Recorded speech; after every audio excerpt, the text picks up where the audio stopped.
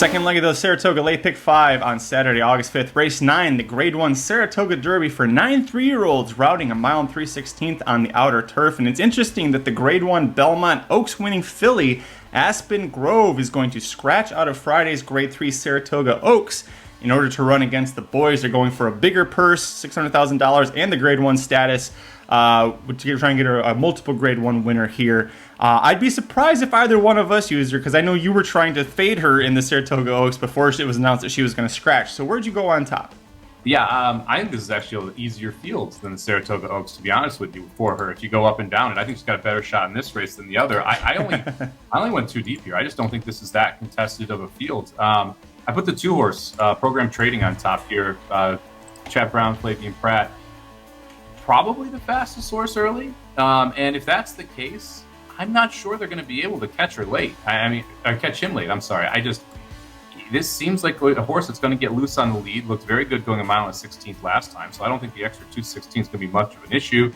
Bred to get the distance as well, and it just feels like this one's going to dominate early. Mundango, the one horse, the other speed, I guess, in here, but that speed was shown going 51-14, and program trading last time went 23-2, 47-1. So just a different level of speed. On top of that, Pratt, I would expect, is going to clear Rosario just because of the two styles of those riders and the one and the two posts.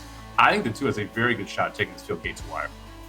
Same top pick for me as well. The lone speed on paper angle is pretty good. I also like that last time out, the horse pressed the pace, sat off of it a little bit, but was within pressing range of the actual leader while on the outside, and then ended up drawing away to win by 2 1/4 lengths. And that was a one-turn mile and a 16th, but still, this horse has 2 starts, both at a mile and a 16th. And when you see that, especially when they debut at that distance from a top trainer like Chad Brown, it tells you that the trainer's thinking that the longer the better for this horse. So you get an extra furlong here, which can often help speed horses as long as they have the staying power, and it looks like this one should. Last time out, also, Scramble was third that day, returned to miss by a nose in an N1X allowance here on July 22nd. And if you watch that race back, Scramble probably should have won that race, but he hung pretty badly late in the stretch there. Not worried that this is a Kalleward horse that Irad's never touched.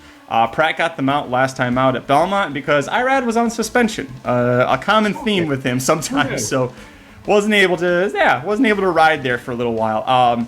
We both have the second horse in line as well here, the number 5 Far Bridge, your 2-1 favorite. No shocker there. As long as Jose Ortiz is healthy, and I think I don't know if he was riding today or if he's back tomorrow at Saratoga, but as long as he's okay and the ribs are fine, he'll be back on this horse. And the horse is undefeated with Jose Ortiz. Last time out in the Belmont Derby, won it.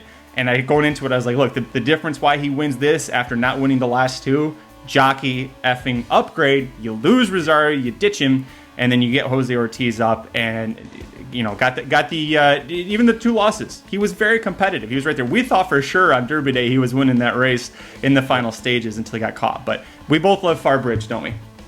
Yeah, you made all great points. I mean, this horse just looks like it's ready to go. Been in great form, improved significantly in that Belmont Derby. I think has a shot at taking another step forward. And if that's the case, Far Bridge is going to be awfully tough. You go back, you look at Web Slinger, who I love as a horse. Great story, winning the American Turf. Pace just set up for Web Slinger that day. They went 23-4, 47-4. We're not going to get that type of pace for Web Slinger to close into, so I think it's going to make it a little more difficult for that horse. Far Bridge really has been able to sit almost any trip and close into almost any pace. So I'm going to go ahead and expect Far Bridge to be able to take a step forward. We know the distance isn't going to be a problem, and in that last race it was phenomenal. I mean, that's the thing. Just took a really nice step forward. You said it, Jose Ortiz, huge jockey upgrade there from what Rosario had been doing specifically at Churchill and Belmont. So you got to think that all systems go again for Far Bridge. Are you going any deeper? Are you leaving out the Euros, or are you going to add one of them? I did. I actually went 4 deep here. I used the number 6 Web Slinger. I thought his Belmont Derby race was actually very good. He ended up getting 4th to Far Bridge in that spot, but Far Bridge and the Foxes both got inside trips. I know the Foxes blew the start and was last away, and that kind of hurt his chances, but they both got inside trips. Wedslinger had to go 6 wide in the far turn, and Far Bridge saved ground, like I said, got that great rail trip. I think that we've seen that they are comparable enough in talent that if I'm going to get twice the price on Webslinger and it's not going to make my ticket balloon, I'm going to go ahead and use him here. So I fit him on, and then last horse on my entire ticket is going to be the number 8 Lion of War. Comes out of a near stakes win at Royal Ascot, going 1.25 miles. The distance should be no issue for him. He's a son of the late great Roaring Lion. who also was a Qatar racing horse. That horse loved to run long distances on turf. He's out of a Manju mare. Manju is known for giving, Manju was a 1.5 mile horse, so he's known for producing a lot of stamina horses. He seems to be improving. It's just a question of how does he match up against these horses, and he is a European coming in. So I thought that was enough to use him at 8-1. I think that there is enough talent here from the American perspective, and we've seen enough of these horses do well and succeed that you're going to get that price. We both left off the rail horse Mondigo, and for me it was 2 reasons. One, I don't think he gets the easy lead that he got last time out in the Belmont Derby. Even though we're going shorter, if we were going this distance at Belmont, he actually would have won that race. Mike, what was his price that day compared to his 5-1 morning line now? It was 41.5 to 1 that day. Yeah. 2 reasons I think why we both are leaving him off of this ticket. And oh, by the way, it's Rosario. Another reason to not use him. Yeah, I Lion of War was my third horse in if I was going to use somebody. And one of the reasons I didn't was what Kevin B mentioned. He's had some trouble at the gate in European races.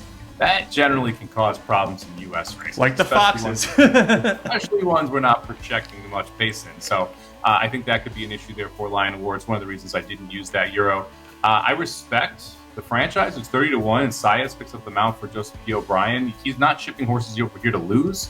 But I couldn't really figure out why he shipped this horse over here, which made it a little more difficult for me to try and include that horse.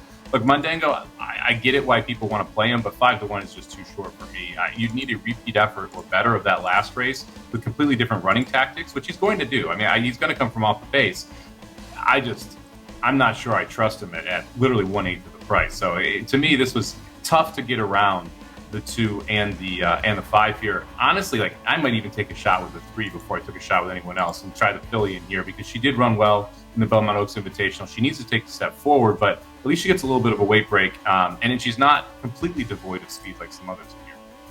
And getting John Velasquez to ride her after Ushin Murphy was already going to be riding the 8 Line of War. So that's, Ushin was supposed to ride Aspen Grove in the Saratoga Oaks and now won't get that chance. But you talked about Joseph O'Brien sending the 4 over. I think there was an extra spot on the FedEx plane because he's got a couple in the Saratoga Oaks, and he's also got a maiden debuting on Saturday in race. I want to say it's race 1, the opener. He's got a 2-year-old maiden debuting there. So I think that there was just an extra spot, and they're like, the horse won last out. Why not? We'll send him over there and see what he can do. So, but we're both going to pass on him. Next up, RacingNews.com is your home for the best free picks for every race, every track. Summer's here. Our picks are heating up. We want you to join us in the fun. Subscribe to the Racing Dudes YouTube channel right now. Click the notification bell. You don't want to miss a single one of our awesome videos. Want to make money betting horses? Bet with the Racing Dudes.